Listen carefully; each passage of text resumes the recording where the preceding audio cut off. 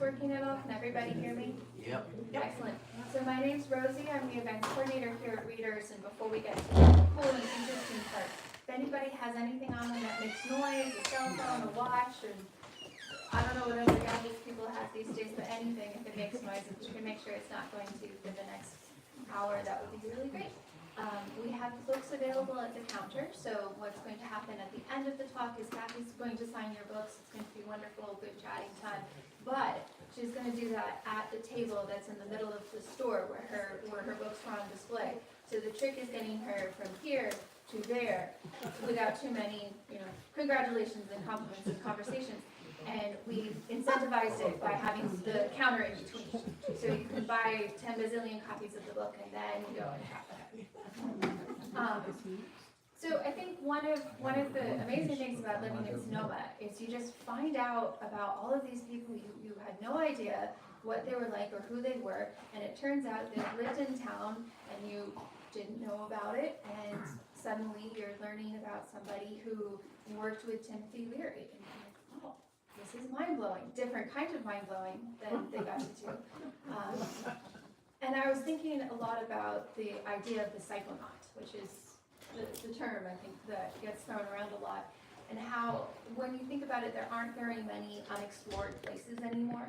You could go to space, but then you have to deal with Elon Musk. But you can examine yourself, and that can be as freeing as you'd like it to be. And I think Ralph was a really great explorer of that. And Cathy, who was married to him for 31 years, really understands the importance there and what's following through. So she's going to tell us all more about her book. If you can give her a really big round of applause.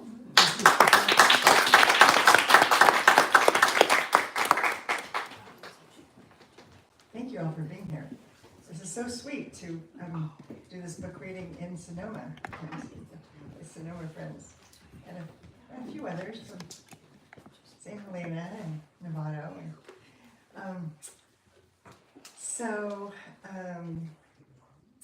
First, I'm just going to tell you about how this book kind of came to be.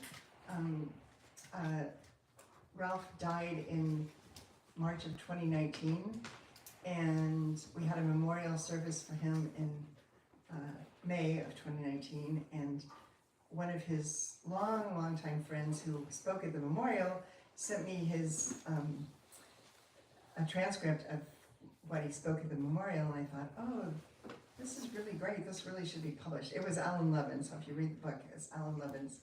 And Alan had known Ralph since the early 70s, and then shortly thereafter, a man from Germany who Ralph had worked with sent me a message and said, did you ever think about doing a festschrift for him? And I thought, well, I always kind of thought of it. I always thought a festschrift is usually it's a scholarly compilation of people who know that person really well, and they're asked to write essays or papers about that person. And usually they're of a more scholarly nature. Sometimes not even so much about the person's life or personality but some aspect of their academic work. Anyway, somebody has to get it organized. Somebody has to decide to do it and organize that. And so nobody, did that for Ralph while he was alive. And so I thought, but I always thought it should happen. So anyway, I thought, well, I'll just see if there's an interest in this. So we had this foundation, foundation, with about 4,000 people on our email list. And so I just sent out a message and I said, would anybody, I have this idea, does anybody like to contribute an essay? And I almost immediately had about 80 people that wrote to me and said, yes, I want to do it. So I thought, well, okay, it's got wings, and so we'll do it. And my conception from the beginning was that it would be more personal, because Ralph has so many different aspects of who he is, which you'll learn a little bit about tonight, and even more if you get the book. So anyway, we began, and my editor was Simon Norwick Smith, who lives here in Sonoma too, and that was great. He only lives about a few blocks from where I live, so it was very easy to just constantly work together and evolve this book. But one thing I learned is that when you're working with, so anyway, I ended up getting 87 essays. There's actually 60 essays in the book, so 27 were not able to be published due to the length that Intertraditions wanted to do. But one thing I've learned is that when you're in touch with 87 people, kind of constantly, you know, getting their essays back and forth, all the permissions, etc., and even then with the book being published, I have constant sort of different things happening with all these people. So my life is full with that and a few other things. So I'm going to first read. So Simon and I decided to write a preface. Well, I wrote a preface, kind of just like an orientation to the book, and then Simon felt like at the end that we really should have a piece that an overview of Ralph's importance. And so we ended up writing that, and then the Intertraditions editors combined those two. But I'm going to just read a couple of things from the preface. The essays herein offer insights, anecdotes, and observations from people worldwide, each connected to the various aspects and stages of Ralph's life, those he touched and those who touched him. He had German and Scottish roots, and he made teaching trips for several decades to Germany, Italy, Sweden, Switzerland, and Brazil, as well as to locations within the United States. We've loosely grouped the contributions to correspond with Ralph's broad influences and impact. So these are actually the titles, the sections in the book. Overview in early life, a scholar, educator, and mentor, psychedelic medicines for healing and visions, esoteric modalities and sacred storytelling, green psychology, artistic expression, and then death, conscious dying, and the afterlife, and then last, family.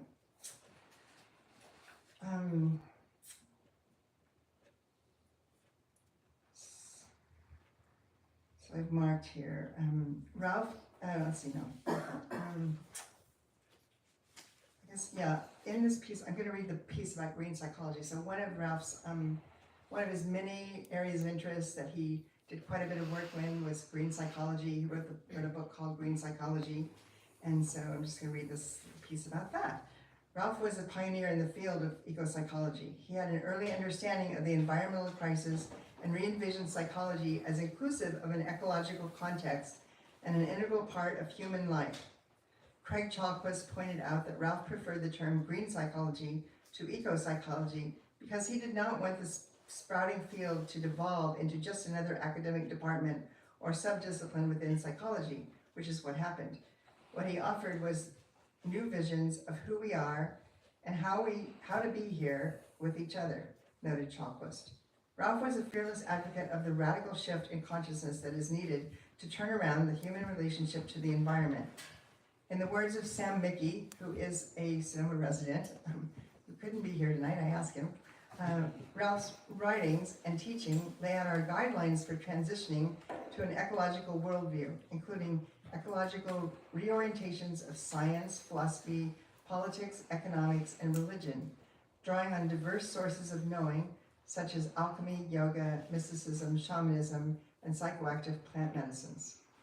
During his lifetime of nearly 83 years, the limitations and self-concepts held by society have evolved, transformed, and expanded. We live in a more aware, nuanced culture with a heightened sense of responsibility and connectedness. Ralph Metzner made his contributions to these foundations of our unfolding world. And then Simon's sort of final statement, you know, after we were really done with the book and read this, he made this statement, and I wanted to put it in here. He said, "Reading these thoughtful and heartwarming stories, I gained unexpected personal epiphanies." And then I'm going to turn to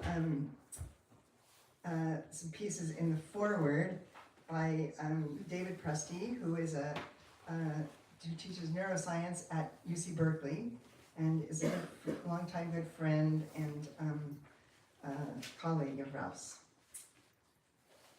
So I just have a few things kind of individually marked.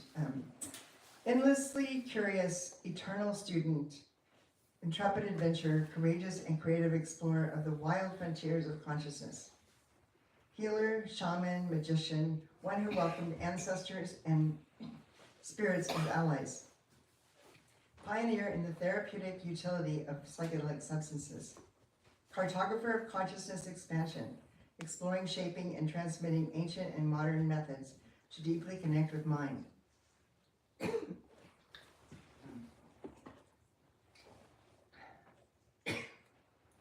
A visionary and precise scholar, master teacher and gifted storyteller, a pioneer of ecopsychology, traveler in service of experiential learning. This book is filled with stories speaking to all of these qualities of this truly remarkable being. Reading it will take you on a journey through an extraordinary life.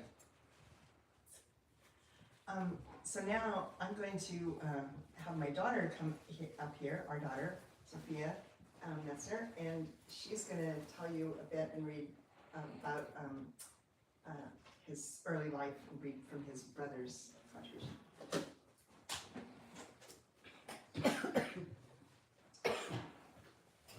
Hi everyone, thank you for coming.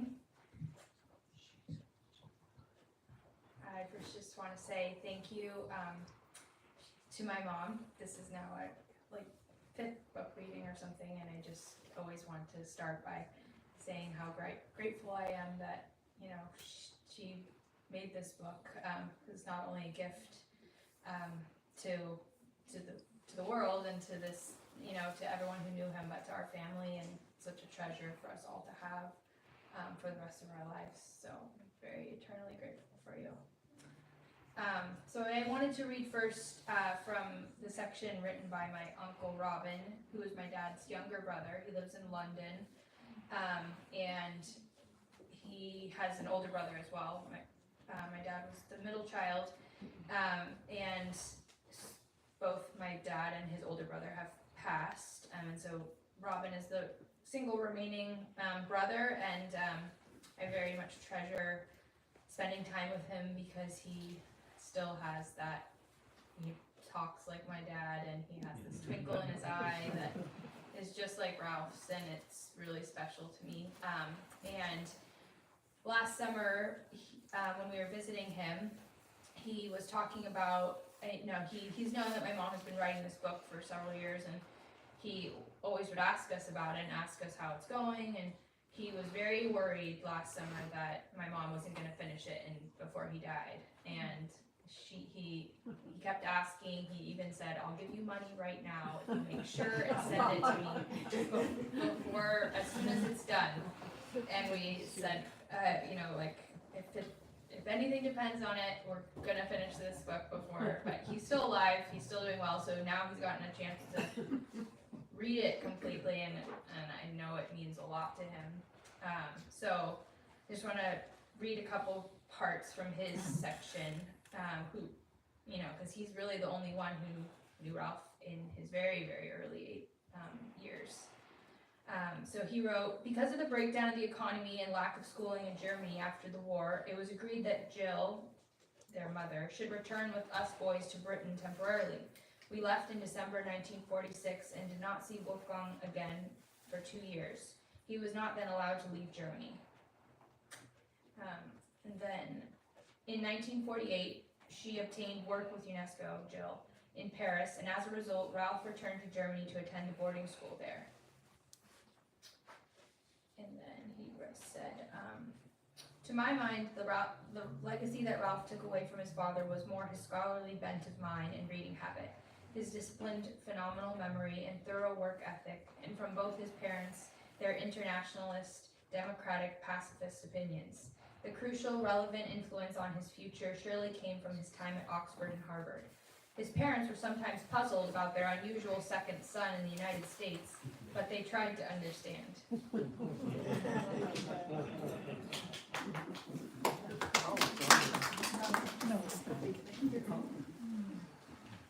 I think Robin's lifelong career was as a judge in London, so he's a pretty proper person, and he never told me this but, well, except he was very particular about how we described described him and his profession. And after he got the book and after he read it, he kind of, I think with a sigh of relief said, "Oh, this book is really good." So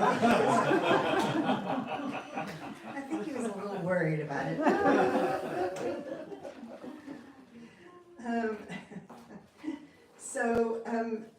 Next I'm going to read from Stan Groff's essay. So probably many of you, if not most of you, know of Stan Groff, and Lily is here in the audience. She's a colleague from CIS and was Stan's personal assistant for many years, and Not that many.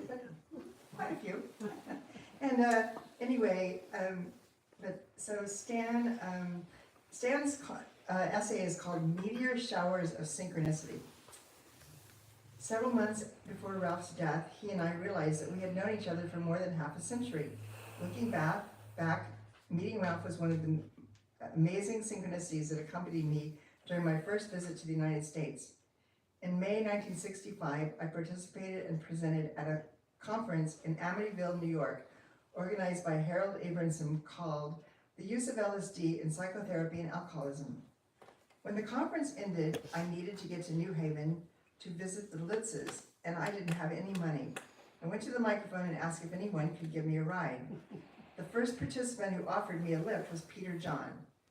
Peter John was an editor of the Psychedelic Review, with Ralph and Timothy and Richard Alpert. At this point, my journey had an unexpected, extraordinary twist. It turned out that Peter John needed to make a detour.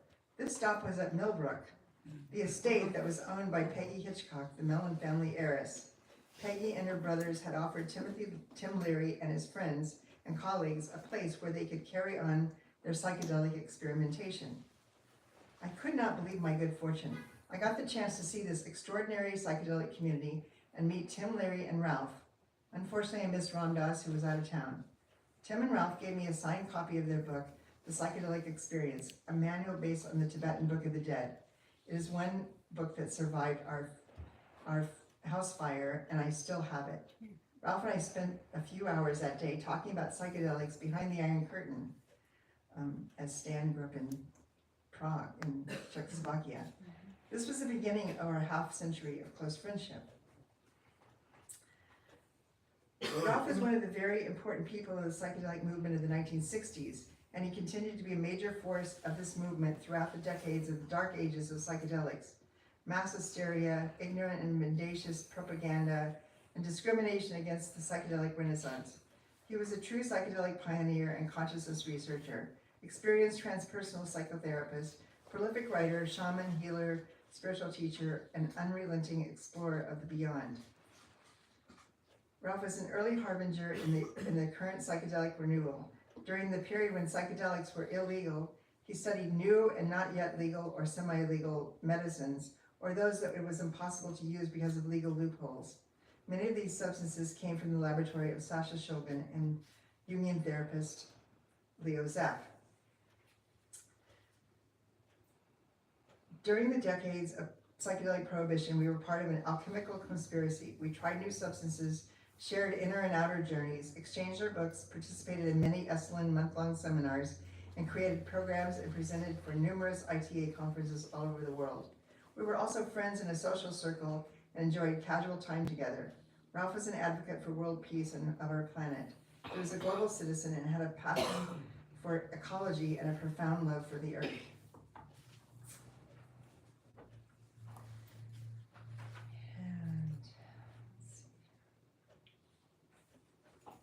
So next I'm going to read from the essay of a person named Uwe Durkin. And Uwe worked with Ralph and was in a number of his psychedelic circle groups in the US and in Europe. And he's German. He now lives in Germany, in Athens.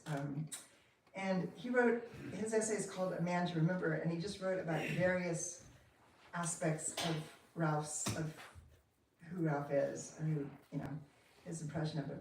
So I've just chosen a couple of sentences out of each section.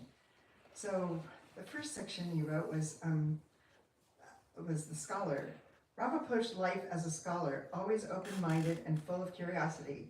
He never stopped learning, and he entered conversations with genuine interest in the other and what she might have to add to his understanding. His openness to new ideas drew him to the most varied and sometimes unusual theories and concepts. Because he dared to go beyond generally held beliefs, he discovered correlations and made connections that others did not. The author. Ralph's later books contain an amazing distillation and succinct documentation of all he learned throughout his life. He examined a vast body of material from the perspective of the scholar, as witness of the birth of the new culture, then as the humble individual who lived through life like we all do. The Alchemist. It was apt that at one time he called his seminar work MAD, for Metzner alchemical divination. Tongue-in-cheek as usual. In applying these ancient methods of material transformation to the psyche of groups and individuals, Ralph became a true alchemist of subtle energies in the inner worlds in which he traveled. The shaman. Like many good shamanic practitioners, he gathered insights from the natural world, kept what he liked, distilled them down to his own perfected method of doing his work. The essence of a shaman is pragmatism, the ability to gain authentic insights from chaos and limited resources. Ralph was a master practitioner, a great teacher, a shaman in his own right. New Age thinker. Ralph was nothing if not a radical thinker, cloaked in a quiet and balanced demeanor. He was both careful, yet also willing to take measured risks, and unafraid to take unusual positions at conferences and conventions in both the United States and Europe. The artist. Ralph had an artistic side. He loved poetry, and he translated many poems between German and English. He penned his own and regularly brought poignant poems to his group sessions to underline or strengthen a message. In his later years, he took up piano playing, songwriting, and singing, and succeeded in publishing a CD of his own songs. And now we're going to hear one of his poems from our longtime friend, Vicki Darrow, who loves poetry. And loves Ralph's poetry. I'll just stand next to you, Cathy. Okay. So Do you want I think you can hear. And so this is Ralph's poetry book, Diving for Treasures, and a lot of people don't even know that he published a book of poems, and this is just one poem, and it's called Shaman's Song. During the first half of my life, I wove the threads and textures of my experience into a multicolored tapestry, dancing with images of beauty and terror. Now, in the ending half of my journey, this has become my magical carpet on which I shall sail high over the mountains to the radiant worlds of boundless mystery.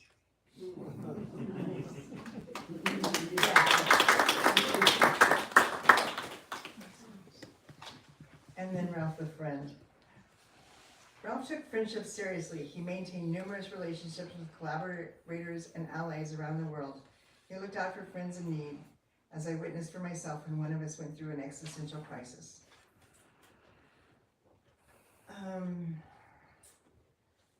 Let's see, I have...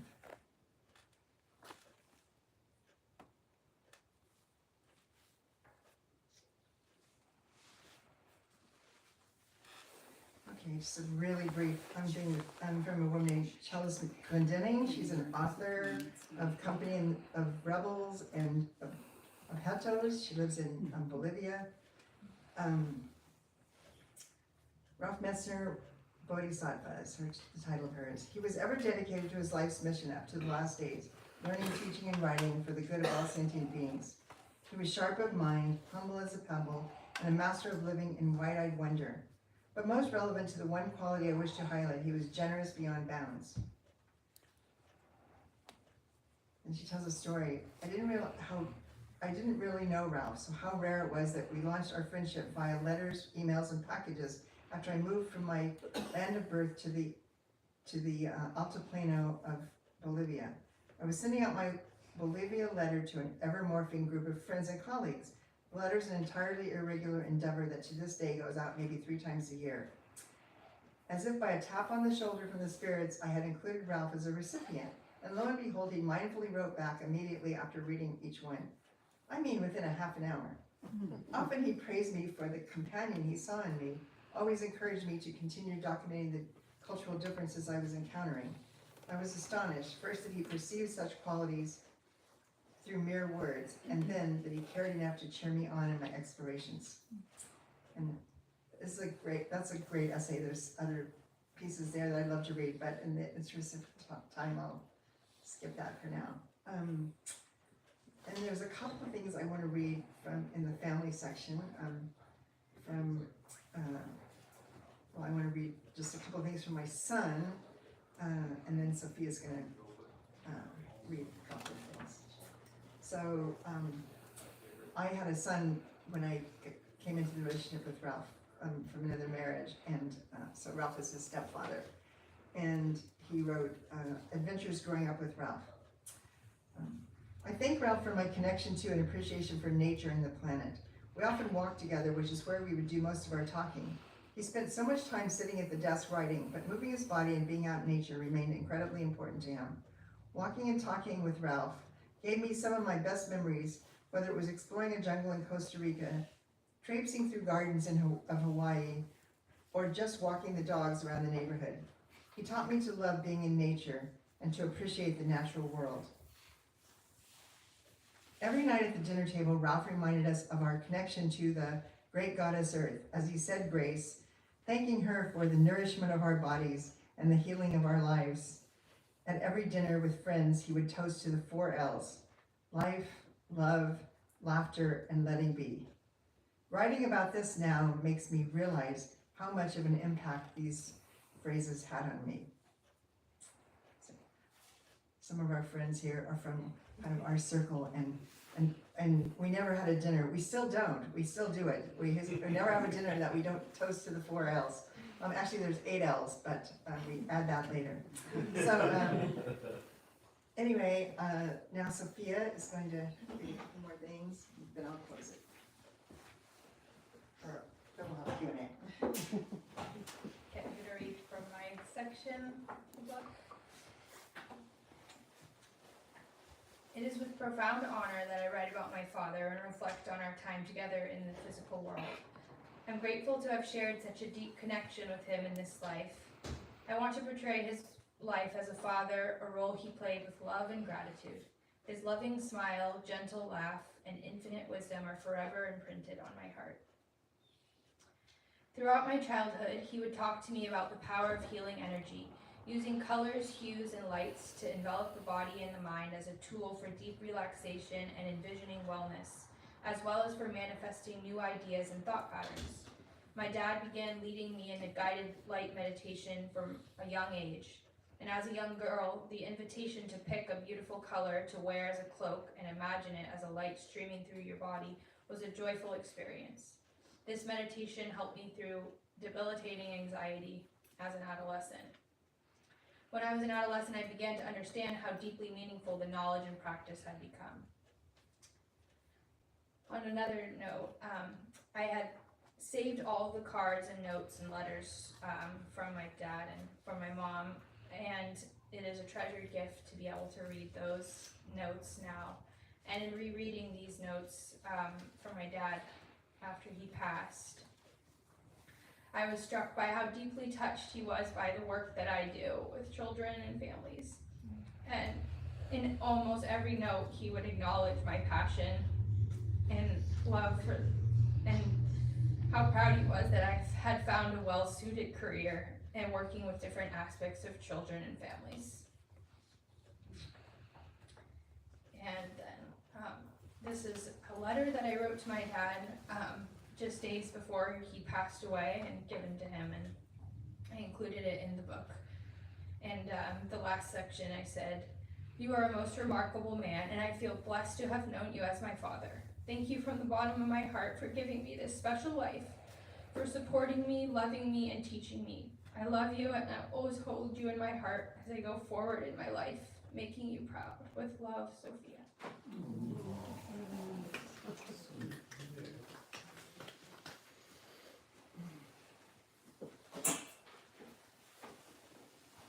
So I'll close with just a few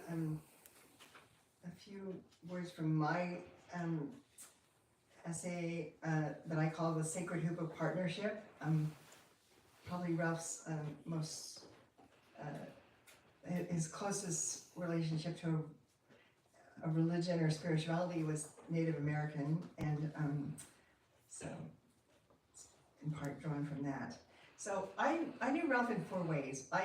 First, I came to CIS to California Institute of Integral Studies. That's where I came for my doctorate in 1981, and he was my professor then for my doctorate. I mean, not my only professor, but I had him for quite a few courses because he was able to actually teach quite a few different things. And then I started working at CIS as an administrator, and so I worked with him after about a year. I started working, and he was the academic dean, and I was the head. I quickly became the head of the non-academic side, so we kind of worked very closely together at this small graduate school. And then after about 4 years, we got into a relationship. He became my husband in 1988.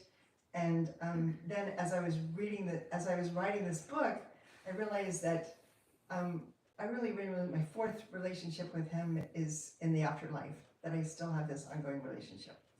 So Ralph, as my professor, in addition to the fact that Ralph could lecture prolifically on numerous subjects and weave them together, he also graded papers promptly and commented thoroughly.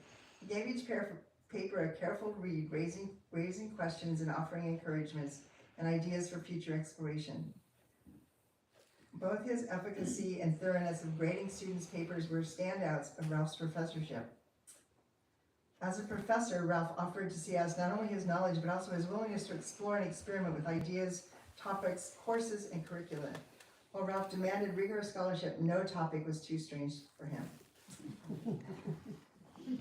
And then Ralph, as colleague, Ralph had an appetite for generating profound new academic courses and programs. His pioneering spirit, intelligence, and knowledge about Western and Eastern systems of thought, and an astonishing range of other subjects contributed to the flourishing of the uniqueness of CIIS. In addition, Ralph embraced and practiced CIS's spiritual values.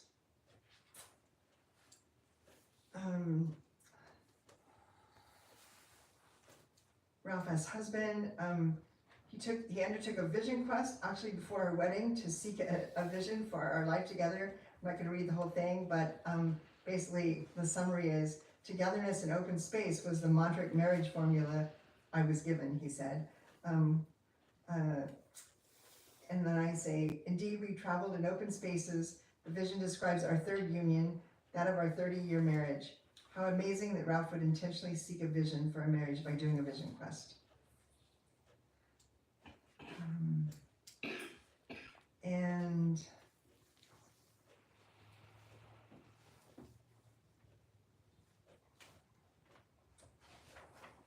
I'll just close with Ralph is beloved in the afterlife. Our bond extends now to me connecting with him in the afterlife.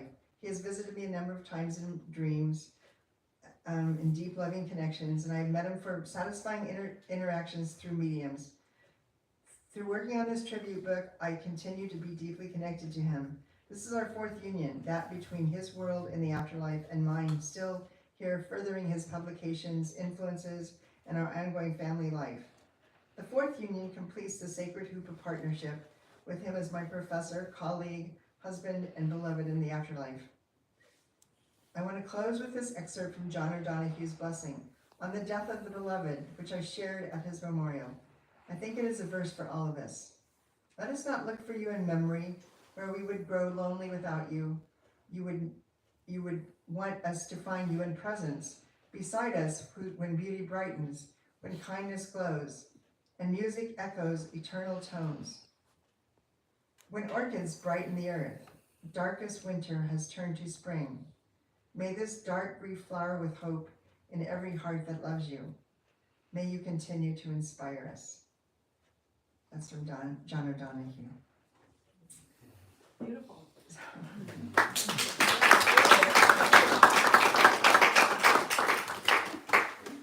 So we have maybe 10 minutes or so for questions. Questions, comments? Katie Byrne.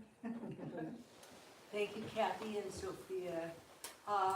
It's a very big honor to be here and to relive Ralph Metzner. You know, Ralph to me was a personality and an intellect in a time when we did not have Donald Trump.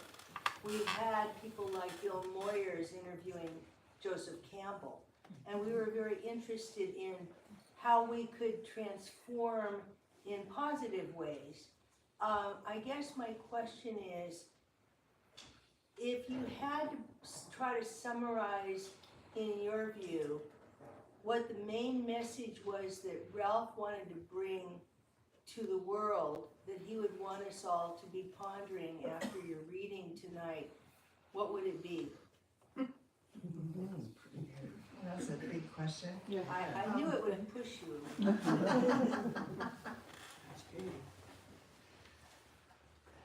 Well, first of all, you know, he has a big message. I mean, the overriding, I think, message of his life was awareness and consciousness. So just being awake and aware and, you know, like knowing, like reading things and knowing and where you get your information and being open to truth, although truth is a big word.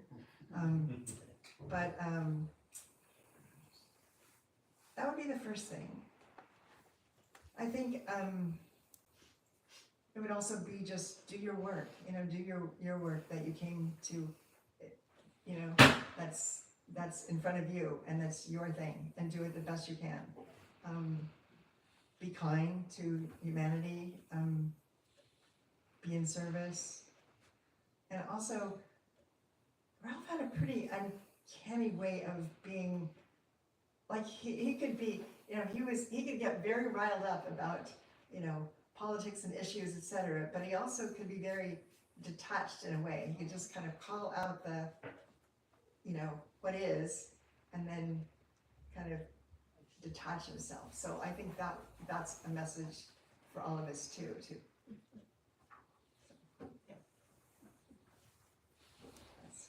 Yes. Could you talk a little bit about how you saw Ralph integrating his psychedelic experiences? Because they can be tremendously, you know, creative, tremendous upheaval in the psyche. So did he describe to you, or did you watch him deal with these sort of really eruptive kinds of experiences he sometimes would have?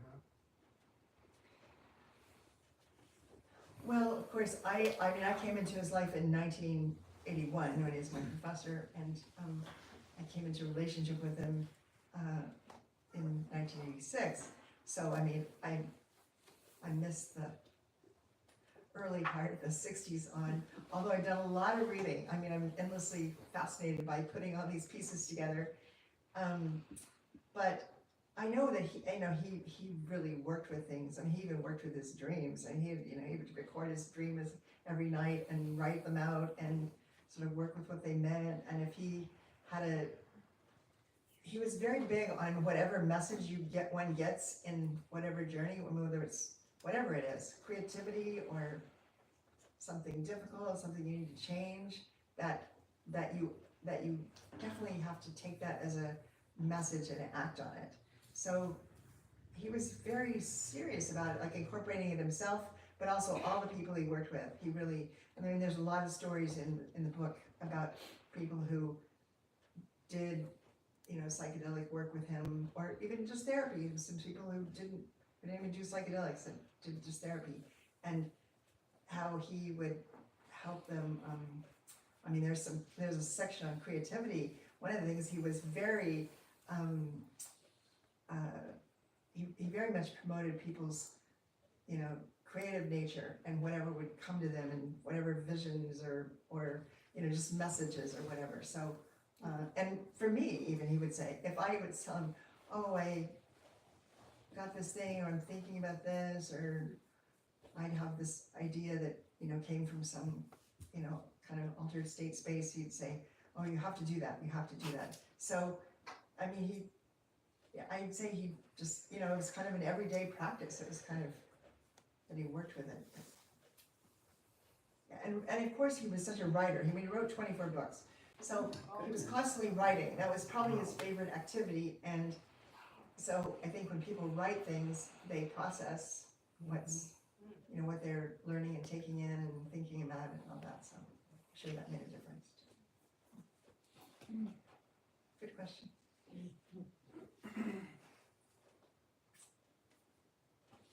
Cathy? Uh-huh. From what you know, as you say, this was prior to your knowing him, and his activity and the people he was working with the LSD, there's been very recent little blurbs where they're looking to expand for PTSD and things like that.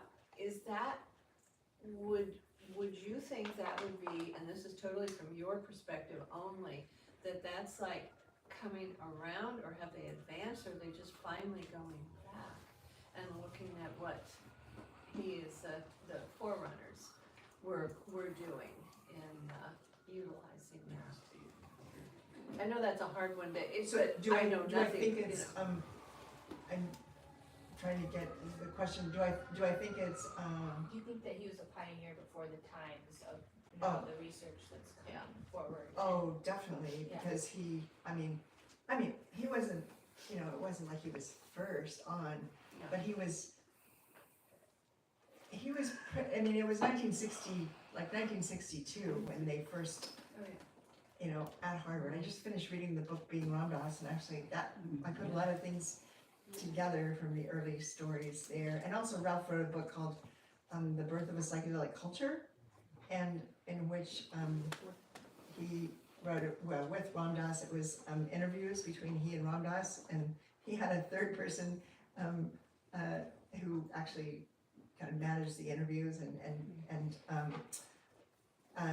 anyway, so yeah, I mean, they were really early on. I mean, he was really at the forefront of it in you know, on the East Coast and in this country. Yeah, no, I'd just be curious if where they are now, if they're catching up with that back there, or if they've moved it any forward, but like I say, that's not your. I think, I mean, you know, I think it's kind of like, I mean, there's definitely kind of a renaissance in a way. I We mean, should tell about the Hopefully. or the fellowship. Oh. That's an example. oh yeah, okay, right. Actually, there is there's a professorship named after Ralph at University of California, San Francisco. UCSF. Yep. And Robin Carhart Harris is the researcher and who holds the Ralph Metzner chair. And actually, we brought the book from the reception that was hosted. So, you know, I mean, that's a pretty big deal to have a professorship at UCSF in, you know, in Ralph's name. And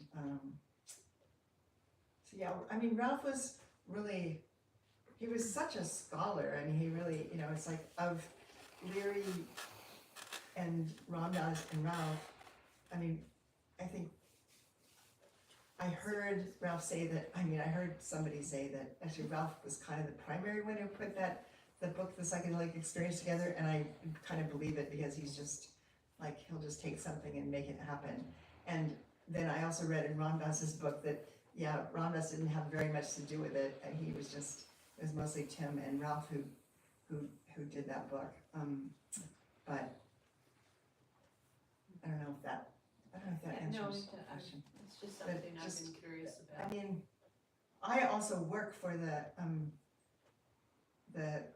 there's a psychedelic assisted therapy and research program at CIS, which I work for. I mean, it's kind of interesting because it's all kind of separate, and I basically went to work there because the person who runs it knew of my prior work with academic administration and brought me into it, and I was just kind of an administrator, but I've worked there with that program for 9 years, and I'm a mentor in the program, and so I mean, and we've trained about 1,500 therapists now, over the past 9 years to do this work. And it's still illegal. It's kind of weird. It's like, I mean, not all, only ketamine is legal really, and psilocybin in a couple of states, but.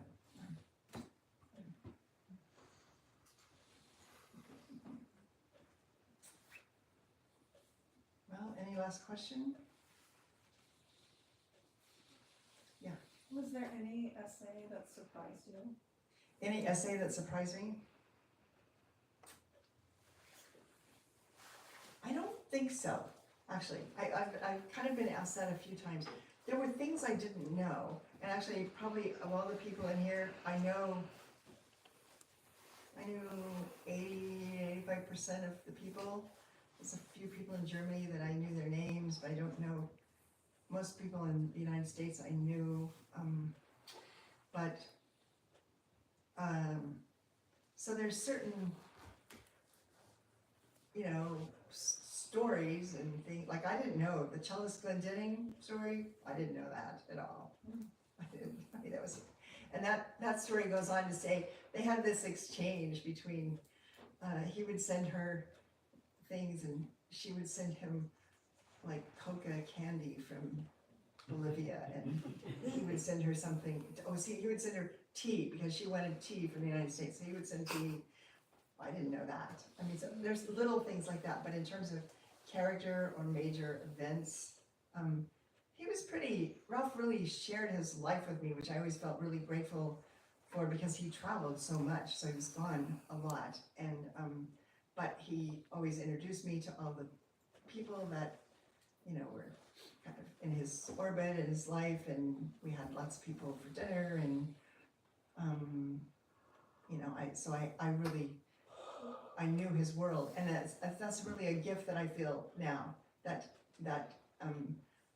all those people that I came to know through him are still in my life in a strong way. All right, well, thank you very much for coming, and I'll be there to sign books if anybody wants to sign books.